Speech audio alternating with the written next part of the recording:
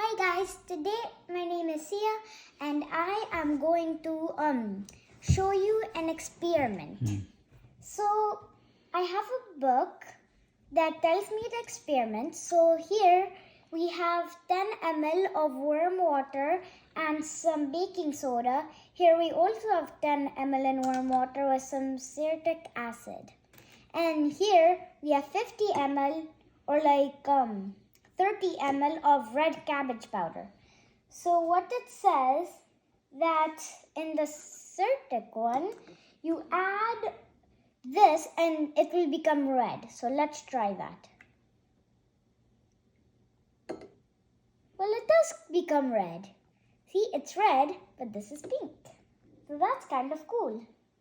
And in the other one, this will become blue. So let's try. It does become blue. That's really cool.